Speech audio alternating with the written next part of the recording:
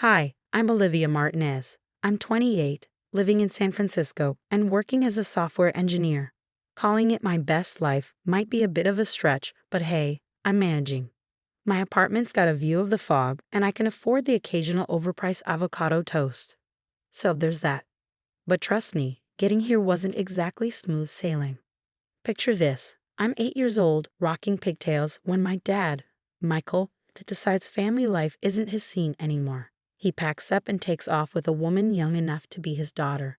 "Sweetie, I'll always love you, but I need to find myself," he said. "Yeah, sure, Dad, find yourself in someone else's arms." Fast forward 4 years, and it's my mom's turn.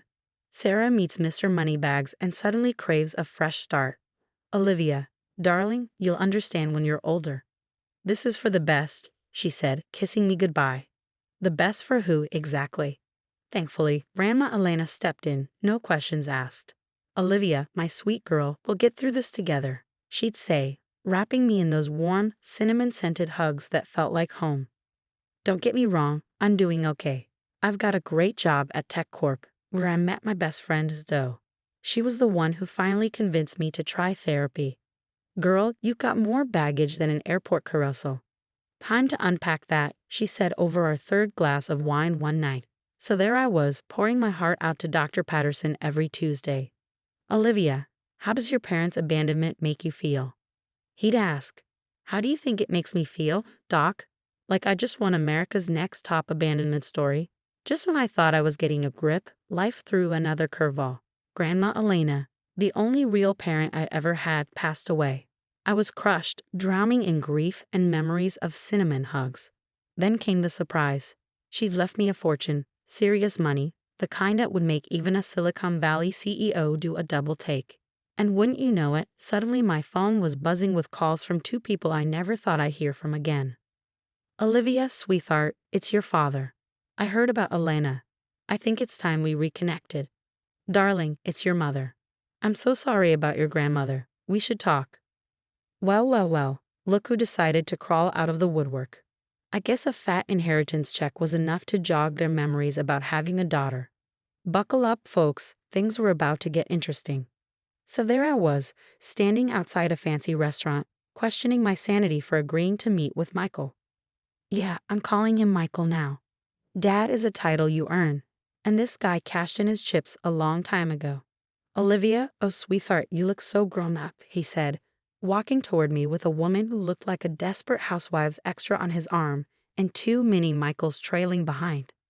"Hi, Michael," I replied, my voice flatter than week-old soda. "This is Vanessa, my wife," he said, beaming like he was introducing me to a shiny new car. "And these are the twins, Bryson and Kyler." I forced a smile. "Nice to meet you all."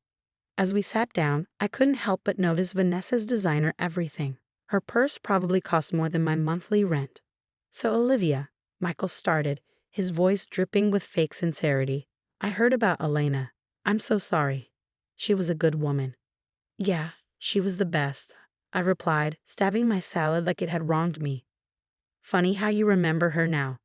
Michael had the decency to look uncomfortable. "I know I made mistakes, sweetie, but I'm here now. We're family." "Family?" I scoffed. "Is that what you call it?" Vanessa chimed in, her voice nauseatingly sweet. "Olivia, your father's been through a lot too. We should focus on healing." I bit my tongue so hard I tasted blood. Michael cleared his throat, leaning in. "So, Elena's estate, has everything been settled smoothly?"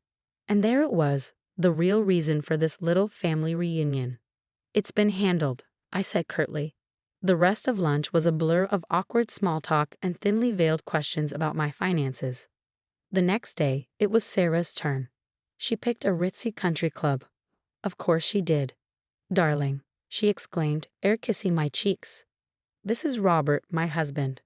Robert, a silver fox type in a tailored suit, shook my hand. "Pleasure to meet you, Olivia. Sarah's told me so much about you." "Funny, she hardly ever mentioned you to me," I quipped. Sarah's smile faltered for a second. "Well, let's sit, shall we? I've been dying to catch up." For the next hour, I was treated to a whirlwind tour of Sarah's charities, galas, and social connections. It was like listening to a Kardashian podcast on 2x speed.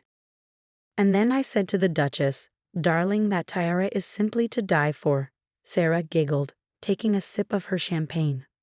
Fascinating, I muttered, glancing at the clock and wondering if I could fake a medical emergency to make my escape. Robert cleared his throat, looking over at me. You know, Olivia, times have been a bit tough lately. Some of my investments didn't pan out as expected. I raised an eyebrow. Oh. Sarah jumped in with a too bright smile. Nothing serious, of course. Just a little belt tightening. But you know, family is so important during times like these, don't you think? I excused myself shortly after, my head spinning with thoughts of their not-so-subtle hints. Back at work, I spilled everything to Zoe over coffee. They're totally after your money, Zoe said, her eyes wide with disbelief. You need to watch your back. You think? I sighed. What should I do? Zoe's eyes gleamed with a mischievous light. I know a guy, a private investigator. He could dig up some dirt on your folks. I hesitated, then nodded. Do it. For the next week, my phone lit up with messages from Michael and Sarah. Family dinner.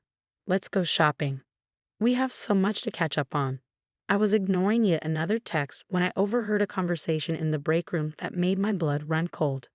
Yeah, Martinez, the quiet one, right? Word is her grandma left her millions. I froze, my coffee mud halfway to my lips. How did they know about my inheritance? And if they knew, who else did? As I walked back to my desk, my phone pinged again. Another message from Sarah. Darling, we simply must discuss the family estate. It's what Alina would have wanted. I clenched my fists, a cold anger settling in my gut. These vultures thought they could swoop in and take what was mine. They had another thing coming. It was time to find out what skeletons were hiding in their designer closets. Jake, the private investigator Zoe had recommended, didn't waste any time. Within a week, he dropped a bombshell that made my head spin. Your dad's business? It's a house of cards, Jake said, sliding a file across my kitchen table. He's in deep with some nasty loan sharks. We're talking break your kneecaps kind of guys.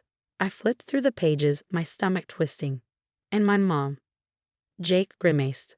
Her husband, Robert, has been cooking the books at his company. They're one audit away from total bankruptcy. It was like a punch to the gut. I knew they were after my money, but this level of desperation was staggering. There's more, Jake continued. Someone's been poking around your work email, accessing files about your inheritance. I felt the blood drain from my face. What? How? Jake shrugged. Inside job, maybe. Any coworkers acting suspicious. My mind raced, recalling the break room gossip and the sudden interest from people who'd never given me the time of day before. It all started to make sense. I've got an idea, I set, a plan forming in my mind. Can you set up a meeting with a financial advisor? A fake one. Jake grinned. Now you're thinking. I know just the guy. The next day, I invited both Michael and Sarah to separate meetings with my financial advisor to discuss my inheritance. They both jumped at the chance like sharks smelling blood. When they arrived at the office, the looks on their faces were priceless. Michael turned pale, while Sarah's Botox forehead actually managed to wrinkle in surprise. What's going on here? Michael demanded. I smiled sweetly. Oh, I just thought we could all chat about my inheritance together. Isn't that what family does? For the next hour, I laid out everything Jake had uncovered. Michael's failing business, Sarah and Robert's embezzlement, and the hacking of my work email. With each revelation, they grew more desperate, turning on each other like rabid dogs. You told me you needed the money for the boys' college fund. Sarah shrieked at Michael. Oh, please, like you're any better, Michael shot back. Trying to frame your own daughter for corporate espionage. Michael shot back, and my jaw dropped. Sarah, at least have the decency to look ashamed. It wasn't supposed to go that far. We just needed access to your files, she stammered.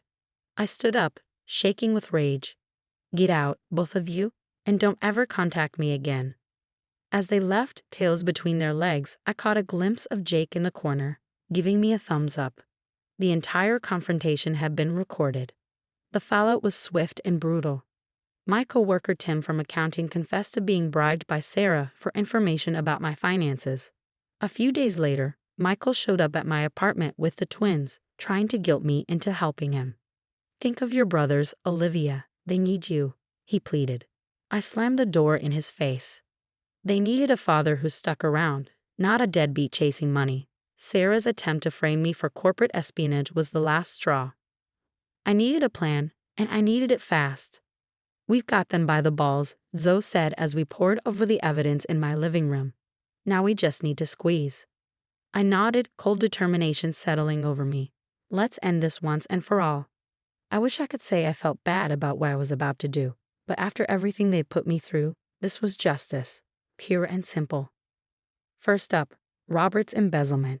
I made an anonymous tip to the SEC, and they swarmed his office faster than you can say insider trading.